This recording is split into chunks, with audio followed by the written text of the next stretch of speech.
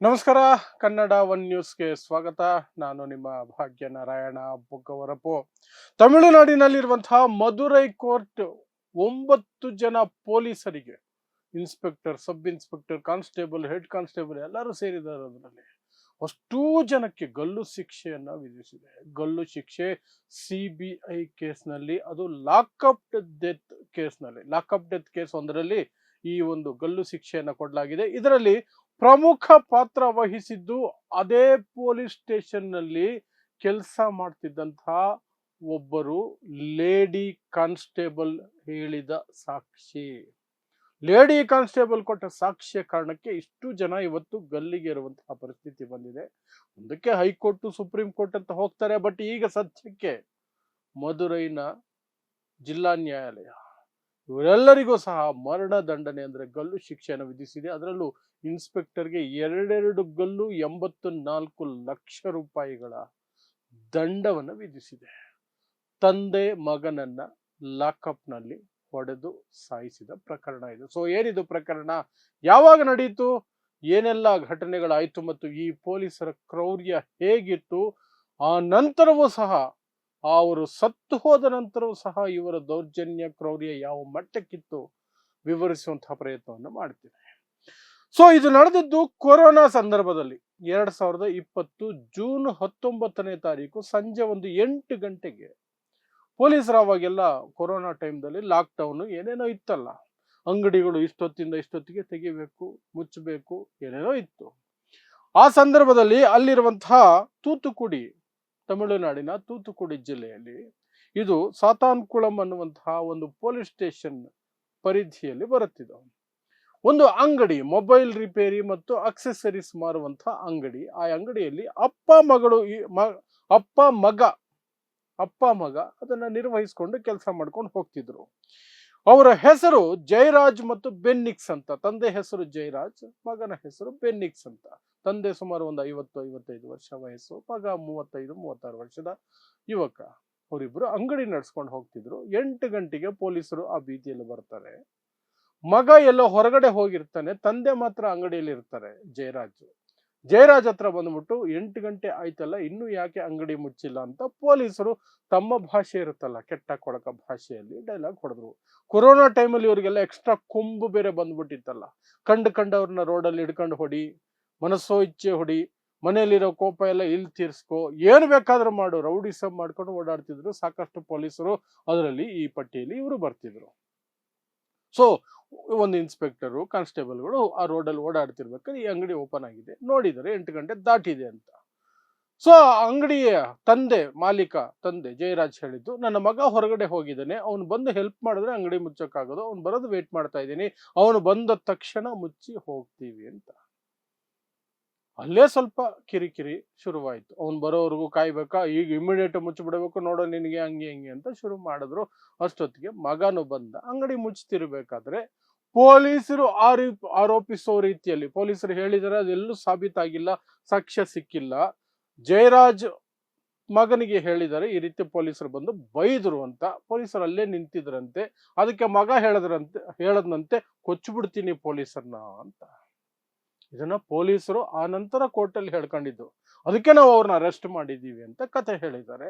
But ಅದಕ್ಕೆ ಯಾವುದೇ ಸಾಕ್ಷ್ಯನ ಒದಗಿಸೋದಕ್ಕೆ ಅವ್ರಿಗೆ ಸಾಕ್ಷಿಯಾಗಿಲ್ಲ. ಈ ನಂತರನೇ ನಾವು ಅವರಿಬ್ಬರನ್ನ ಬಂಧಿಸಿದ್ದೀವಿ ಅಂತ CCTVದಲ್ಲಿ ಸ್ಪಷ್ಟವಾಗಿದೆ.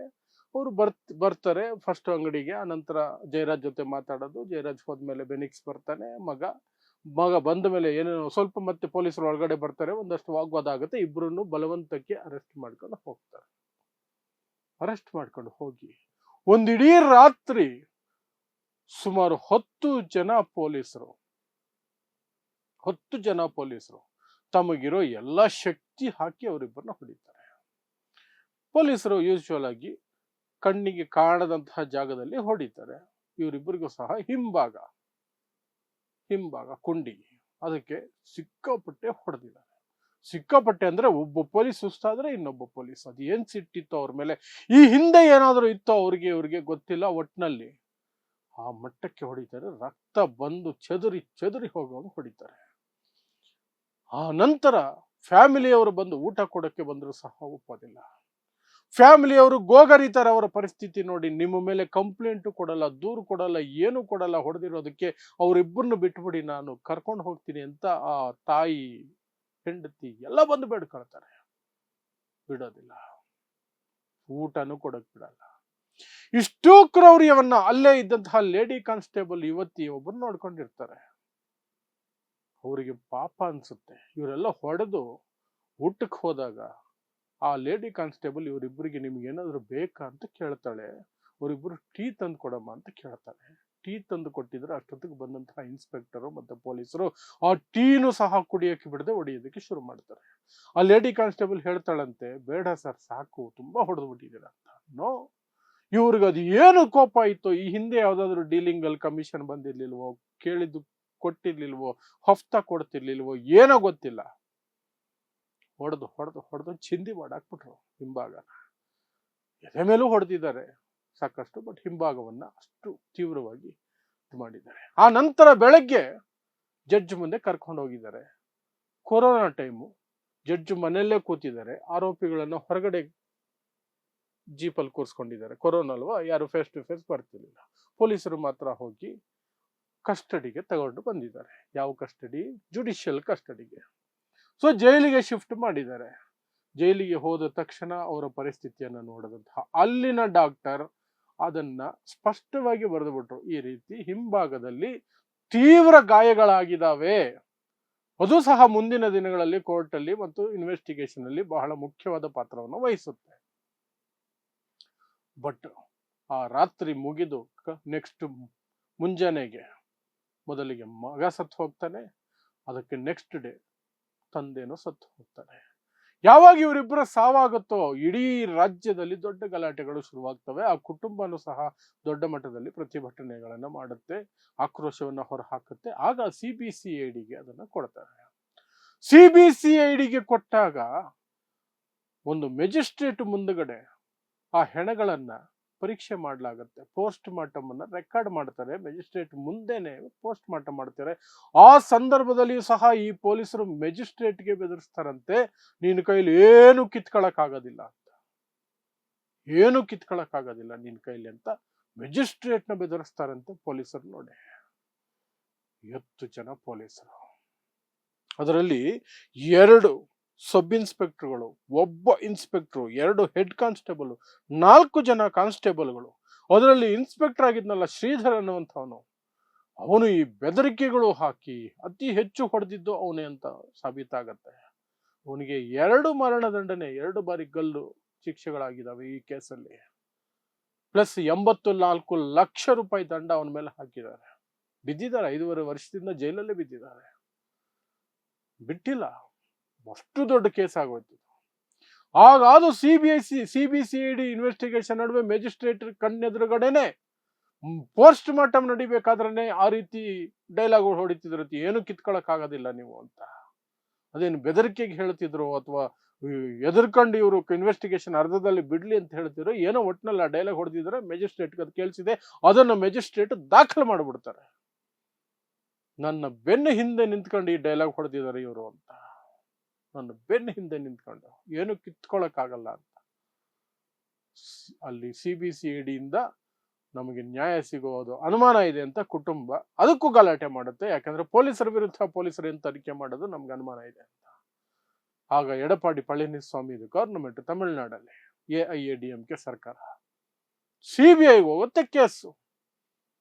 CBIಗೆ ಹೋದಾಗ CBI ಇಂಚಿಂಚು ನೋಡಿ ಬೆಚ್ಚಿ ಬಿದ್ದೋಗುತ್ತೆ. ಪೋಸ್ಟ್ ಮಾರ್ಟಮ್ ರಿಪೋರ್ಟ್ ಅಲ್ಲಿರುವ ಅಂಶಗಳನ್ನು ಇವರು ಜುಡಿಷಿಯಲ್ ಕಸ್ಟಡಿಗೆ ಹೋದಾಗ ಆ ಡಾಕ್ಟರ್ ಬರೆದ ಅಂಶಗಳನ್ನ, ಇದರ ನಡುವೆ ಇನ್ನೊಂದು ಘಟನೆ ಬಿಟ್ಟಿದ್ದೆ. ಈ ಮ್ಯಾಜಿಸ್ಟ್ರೇಟು ಇದು ಮಾಡ್ತಿರ್ಬೇಕಾದ್ರೆ ಈ ಡೈಲಾಗ್ ಹೊಡ್ಕೊಂಡು ಓಡಾಡ್ತಿದ್ರಲ್ಲ ಪೊಲೀಸರು, ಆ ಸಂದರ್ಭದಲ್ಲಿ ಮ್ಯಾಜಿಸ್ಟ್ರೇಟ್ ಹತ್ರ ಹೋದಂತಹ ಲೇಡಿ ಕಾನ್ಸ್ಟೇಬಲ್, ಇದು ತುಂಬಾ ಮುಖ್ಯ, ಆ ಲೇಡಿ ಕಾನ್ಸ್ಟೇಬಲ್, ಸಾರ್ ಇವರನ್ನ ಹೊಡೆದಂತಹ ಲಾಠಿಗಳು ರಕ್ತ ಸಿಕ್ತವಾಗಿ ಪೊಲೀಸ್ ಸ್ಟೇಷನ್ ಅಲ್ಲೇ ಇದ್ದಾವೆ, ನೀವು ಬೇಕಾದ್ರೆ ರಿಕವರ್ ಮಾಡ್ಕೊಳ್ಳಿ ಅಂದ್ಬಿಡ್ತಾರೆ. ಅವರು ಬಟ್ಟೆಗಳನ್ನು ಬದಲಾಯಿಸಿದ್ದಾರೆ, ಆ ರಕ್ತ ಸಿಕ್ತ ಬಟ್ಟೆಗಳನ್ನು ಸಹ ಆ ಕಡೆ ಬಿಸಾಕಿದ್ದಾರೆ, ಅದನ್ನು ನೀವು ತಗೋಬಹುದು ಅಂತ.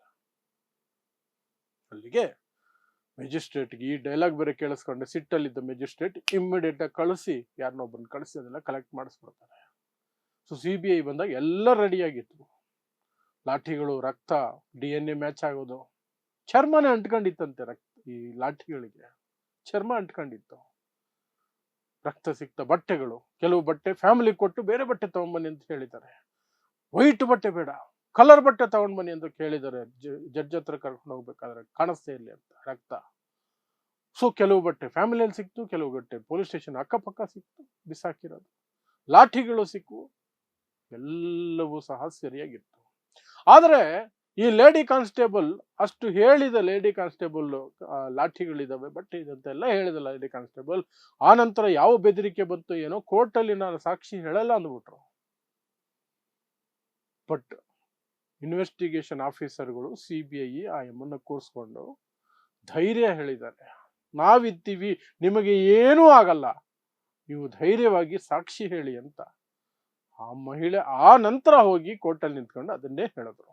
ಇಡೀ ರಾತ್ರಿ ಹೊಡೆದಿದ್ದಾರೆ ಸರ್, ಒಬ್ಬರ ನಂತರ ಒಬ್ರು ಸುಸ್ತಾಗೋ ಹೋಗಿ ಹೊಡೆದಿದ್ದಾರೆ, 10 ಲಾಠಿಗಳನ್ನು ಬಳಸಿ ಹೊಡೆದಿದ್ದಾರೆ.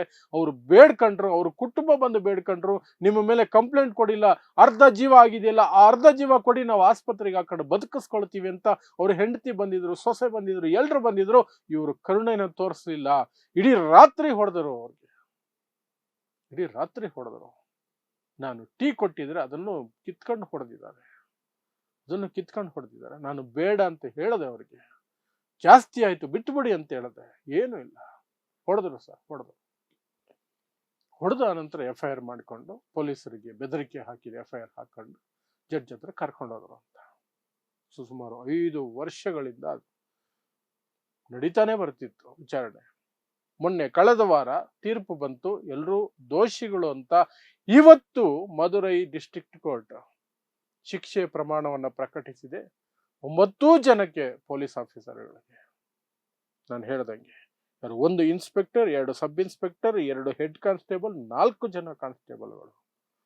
ಅದರಲ್ಲಿ ಇನ್ಸ್ಪೆಕ್ಟರ್ ಶ್ರೀಧರ್ ಅನ್ನುವಂಥವನೇ ಅತಿ ಹೆಚ್ಚು ಕ್ರೌರ್ಯ, ಅವನಿಗೆ 2 ಗಲ್ಲು, 84 ಲಕ್ಷ ರೂಪಾಯಿಯ ದಂಡ ಅಷ್ಟನ್ನು ಹಾಕಿದ್ದಾರೆ.